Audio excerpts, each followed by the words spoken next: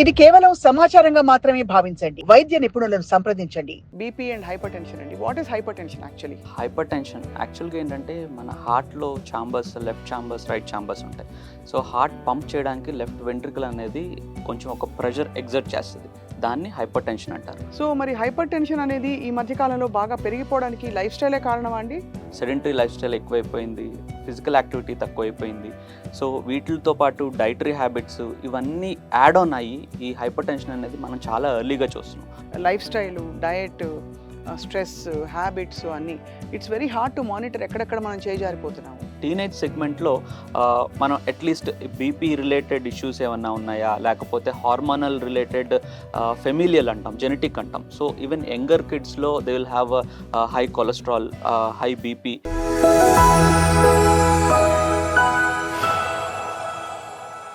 Hello and welcome to Sakshi life. Hypertension బాగా విపరీతంగా BP పెరిగిపోవడాలు ఇలాంటి ఫినామినా మనం గతంలో పెద్దవాళ్లలో, ఒక వయసు పైబడిన వాళ్ళల్లో కొన్ని కండిషన్స్, లేకపోతే చాలా ఇబ్బందికర స్ట్రెస్ఫుల్ కండిషన్స్లో ఉన్న వాళ్ళు చూసేవాళ్ళం. ఇప్పుడు ఇది సర్వసాధారణం అయిపోయింది అన్నది it's a fact. So let's talk about hyper tension. అసలు బీపీని ఎలా కంట్రోల్ చేసుకోవాలి, మనకి బ్లడ్ ప్రెషర్ నార్మల్గా ఉందా లేదా అన్నది ఎలా నిర్ధారించుకోవాలి, లో బీపీ ఉంది నాకు అని చాలామంది చెప్తారు. Is it a fact or not? We have with us doctor Rangareddy, senior interventional cardiologist from Apollo hospitals. వారితో మాట్లాడకపోతున్నాం. నమస్కారం అండి. నమస్కారం. So let's talk about BP and hypertension అండి. What is hypertension actually? హైపర్ టెన్షన్ యాక్చువల్గా ఏంటంటే మన హార్ట్లో chambers, left chambers, right chambers ఉంటాయి. సో హార్ట్ పంప్ చేయడానికి లెఫ్ట్ వెంట్రికల్ అనేది కొంచెం ఒక ప్రెషర్ ఎగ్జర్ట్ చేస్తుంది. దాన్ని హైపర్ టెన్షన్ అంటారు. సో అది ప్రెషర్ ఎగ్జర్ట్ చేసినప్పుడు బాడీలో అన్ని ఆర్గాన్స్కి ఆ ప్రెషర్ అనేది ఎగ్జర్ట్ అయ్యి బ్లడ్ సప్లై అనేది, ఆక్సిజన్ సప్లై అనేది నడుస్తూ ఉంటుంది. సో అది నార్మల్ బీపీ అంటే 120/80 ఎలా సిస్టోలిక్ అండ్ డయాస్టోలిక్ బీపీ చెప్తామో దాన్ని నార్మల్ ప్రెషర్ ఆ వెంట్రికల్ అంటే మన హార్ట్ పంప్ చేసేటప్పుడు ఎగ్జర్ట్ చేసే ప్రెషర్. సో అది బాగా పెరిగితే ఏంటంటే మన సిస్టమ్ మొత్తం ఒక ట్యూబ్ లాగా పనిచేస్తుంది. రైట్. సో అది రెసిస్టెన్స్ అనేది ప్రెషర్ పెరిగినప్పుడు రెసిస్టెన్స్ కూడా పెరుగుతుంది, పెరిగినప్పుడు స్టిఫ్నెస్ పెరుగుతుంది. సో దానితో పాటు ఎథెరోస్క్లెరోసిస్ అంటే బ్లాక్స్ ఫామ్ అవడం, వాస్కులర్ ఏజింగ్ అనేది చాలా ఫాస్ట్గా అవుతుంది. సో ఈ అన్ని ఫినామినా మనం హైపర్ టెన్షన్తో చూస్తూ ఉంటాం. రైట్. సో మరి హైపర్ టెన్షన్ అనేది ఈ మధ్య కాలంలో బాగా పెరిగిపోవడానికి లైఫ్ స్టైలే కారణమా అండి? ఆర్ ఇస్ దేర్ జెనెటిక్స్ మళ్ళీ మారుతుందా? అసలు మనుషుల్లో డిఎన్ఏ మారిపోతుందా? సో బేసికల్గా మనం ఎవల్యూషన్ అని చూస్తూ ఉన్నాము, అర్బనైజేషన్ చూస్తూ ఉన్నాము, సెడెంటరీ లైఫ్ స్టైల్ ఎక్కువైపోయింది, ఫిజికల్ యాక్టివిటీ తక్కువైపోయింది. సో వీటితో పాటు డైటరీ హ్యాబిట్స్ ఇవన్నీ యాడ్ ఆన్ అయ్యి ఈ హైపర్ టెన్షన్ అనేది మనం చాలా ఎర్లీగా చూస్తున్నాం. ఈ మధ్య చూస్తే చాలా యంగ్ పేషెంట్స్ అంటే స్కూల్కి వెళ్ళే వాళ్ళు, కాలేజ్కి వెళ్ళే వాళ్ళు, బీటెక్ చదివే వాళ్ళు, అండర్ గ్రాడ్యుయేషన్, పోస్ట్ గ్రాడ్యుయేషన్ వీళ్ళల్లో కూడా హైపర్ టెన్షన్ డయాగ్నోజ్ అయ్యి వస్తున్న వాళ్ళని చాలామందిని చూస్తూ ఉన్నాం. ఏంటి దీని బ్యాక్గ్రౌండ్ ఏంటి, ఎందుకు మనం ముందుగా డయాగ్నోజ్ చేయలేకపోతున్నాం? కొంతమంది లేట్ సెగ్మెంట్లో కూడా వస్తూ ఉన్నారు. సో ఎందుకు అని చూస్తూ ఉంటే ఇవన్నీ ఫ్యాక్టర్స్. డైటరీ హ్యాబిట్స్ ఒకటి, పేరెంట్స్ ఇద్దరు వర్కింగ్ అయి ఉంటారు, వాళ్ళ డైట్ అంత రెగ్యులరైజ్డ్ ఉండదు, ఇంట్లో చేసిన హోమ్ కుక్డ్ ఫుడ్ ఉండదు, వాళ్ళ స్ట్రెస్ ఎక్కువ ఉంటుంది అండ్ స్టడీస్ మీద స్ట్రెస్ ఎక్కువ ఉంటుంది, కాంపిటేటివ్ స్పిరిట్ ఎక్కువైపోయింది. సో డైట్, ఫిజికల్ యాక్టివిటీ మీద వాళ్ళు కాన్సన్ట్రేట్ చేయరు. ఇప్పుడు చూస్తే ఈవెన్ స్టడీస్ మనం కాలేజెస్ కానీ స్కూల్స్ కానీ ఒక చిన్న బ్లాక్లో పెడుతున్నారు, ఫిజికల్ యాక్టివిటీ లేదు, వాకింగ్ లేదు. సో దానివల్ల కూడా ఈ హైపర్ టెన్షన్ టెండెన్సీ అనేది చాలా ఎక్కువైపోయింది. మరి దీనికి అంటే ఎక్కడ మనం పసిగట్టి దానికి బ్రేక్ వేయచ్చు అంటారు? బికాజ్ ఇది చాలా వాస్ట్ స్పేస్. ఇది life style, diet, stress, habits అన్నీ it's very hard to monitor. ఎక్కడెక్కడ మనం చేజారిపోతున్నాము. సో ఒక పారాడైమ్ పెట్టుకోవాలంటే what is a good paradigm to start with? So health అనేది ఒక మెయిన్ మోటివ్ కింద ఫస్ట్ థింగ్ మనం చూసుకోవాలి. సో అందరూ మనీ కానీ, లేకపోతే ఎడ్యుకేషన్ కానీ, ఒక కెరియర్ కానీ, లేకపోతే మ్యారేజ్, ఫ్యామిలీ లైఫ్ ఇవన్నీ ఎట్లా ఇంపార్టెంట్గా తీసుకుంటున్నారు, హెల్త్ అనేది కూడా ఒక మెయిన్ కాన్సెప్ట్ కింద పెట్టుకోవాలి. సో చాలామంది చిన్నప్పటి నుంచి మనం చూస్తూ ఉంటే, చిన్నప్పుడు మనకేం పెద్ద చెకప్స్ ఏం జరిగేవి కాదు, ఫీవర్ వస్తే తప్పితే డాక్టర్ దగ్గర తీసుకెళ్ళరు. ఈవెన్ టీనేజ్ సెగ్మెంట్లో మ్యాక్సిమం మనకి చెకప్ జరిగేది ఫీవర్ వచ్చినప్పుడు, వ్యాక్సినేషన్ అప్పుడు, అంతే తప్పితే వేరే రెగ్యులర్ టెస్టులు కానీ లేకపోతే ఏదన్నా ఒక అవును. బీపీ చెక్ చేద్దాం, పల్స్ చెక్ చేద్దాం అనే టెండెన్సీ పేరెంట్స్లో కూడా ఉండదు. సో యంగ్ పేషెంట్స్కి యంగ్ లైఫ్లో ఏముంటుంది, వీళ్ళకి ఏం ప్రాబ్లం ఏమి ఉండదు, ఎందుకు చెక్ చేసుకోవాలని.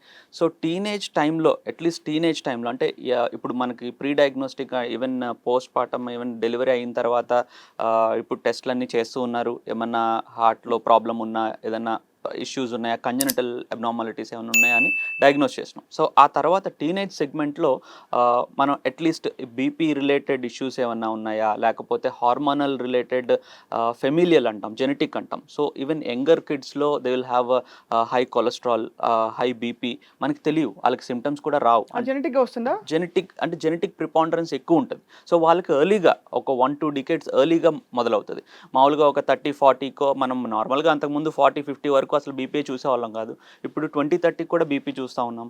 సో వాళ్ళలో ముందుగానే కొంచెం డయాగ్నోస్ చేస్తే, కొంచెం లైఫ్ స్టైల్ చేంజెస్ కానీ, కొంచెం ఫుడ్ హ్యాబిట్స్ కానీ ఇవన్నీ చేసుకుంటే at least to some extent we would have avoided and restricted.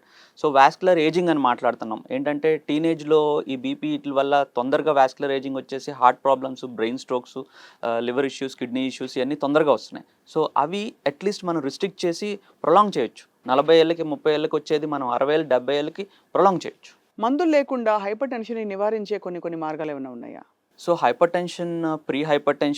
Tension ఏరియాలో ఉన్న పేషెంట్స్కి first thing, even any book, first thing ఏంటంటే life style modification, dietary modification, ఇవి చాలా ఇంపార్టెంట్ రోల్. సో ఎవరన్నా పేషెంట్ వచ్చినప్పుడు మేము కొంచెం ఎక్కువ బీపీ చూసినా కూడా మానిటర్ చేసుకుని దానికి ఎస్టాబ్లిష్డ్, ఓకే మీకు ప్రైమరీ హైపర్ టెన్షన్, వేరే దానివల్ల కాదు, సెకండరీ హైపర్ టెన్షన్ ఏం లేదు అని నిర్ధారించిన తర్వాతే మేము దానికి రిలేటెడ్ మెడికేషన్స్ ఏమైనా అవసరం అయితే స్టార్ట్ చేస్తాం. దానికి ముందు లైఫ్ స్టైల్ మోడిఫికేషన్ చెప్పి వాళ్ళని ఫ్రీక్వెంట్గా విజిట్ చేయమని అడుగుతూ ఉంటాము. డయాగ్నోసిస్ కన్ఫర్మ్ చేసే ముందు ఇవన్నీ జాగ్రత్తలు, ప్రికాషన్స్ తీసుకున్నాకే దెన్ విల్ స్టార్ట్ మెడికేషన్. ఏ ఆహార పదార్థాలు హైపర్ టెన్షన్ని మరింత వర్సం చేస్తాయి? సాల్ట్ ఒకటి వింటూ ఉంటాం, is it true? So salt is one of the main factor. Salt అంటే అందరూ కూరలో వేసుకునే ఉప్పు, లేకపోతే జస్ట్ మనం వాడేది మాత్రమే చూస్తారు. సోడియం.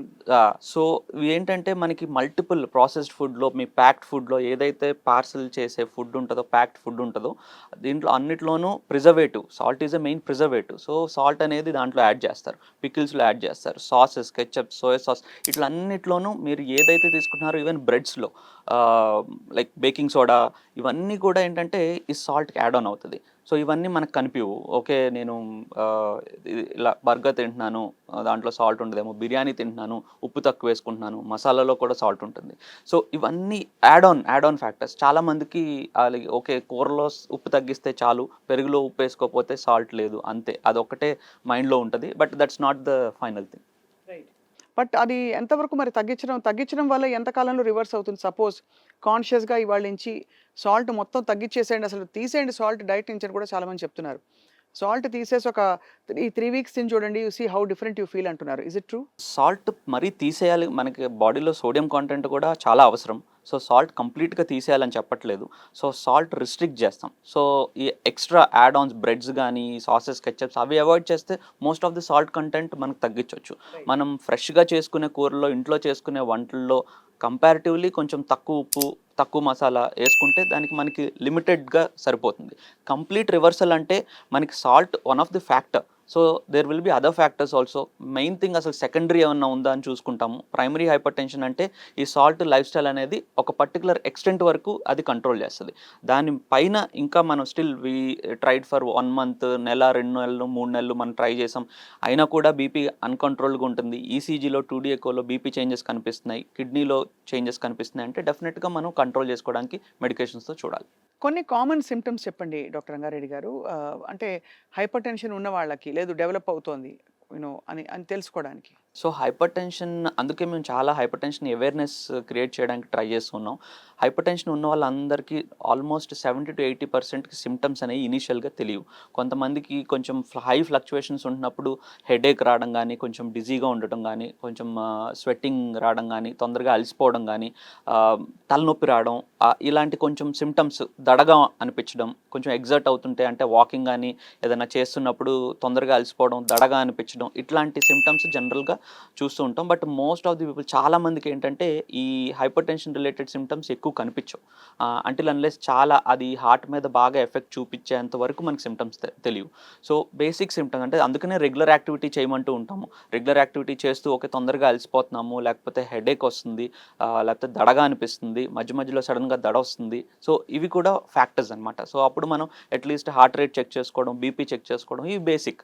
ఇప్పుడు ఎక్కడన్నా వర్క్ చేస్తున్న ఏరియాస్లో చాలామంది ఇప్పుడు రెగ్యులర్గా ఎవరైనా డాక్టర్ వచ్చి కానీ, ఫిజిషియన్ వచ్చి, నర్స్ వచ్చి బీపీ చెక్ చేయడం అంటే రెగ్యులర్గా జరుగుతుంది. మేము చాలా అవేర్నెస్ క్రియేట్ చేసాం. ఇప్పుడు ఐటీ కంపెనీస్లో కానీ, సెడెంటరీ లైఫ్ స్టైల్ ఉన్న కంపెనీస్లో కానీ we always ask them to check on a regular basis. So అప్పుడు మనకి అట్లీస్ట్ ఇప్పుడు చాలామంది ఏంటి నా బీపీ ఎంత ఉందా, సర్లే తప్పులే అని అనుకుంటారు. సరే ట్యాబ్లెట్ ఏమన్నా ప్రిస్క్రైబ్ చేసినా కూడా ఈ ఏజ్లో నాకు 30 ఇయర్స్, ఈ ఏజ్లో నేను ఎందుకు తీసుకోవాలి ట్యాబ్లెట్, ఏం అవసరం లేదు అనుకుంటారు. అలాంటి వాళ్ళు ఎక్స్ట్రీమ్ హైపర్ టెన్షన్లోకి వెళ్ళిపోయి హార్ట్ ఫెయిల్యూర్తో వచ్చిన వాళ్ళని కూడా మేము చూసాం అన్నమాట.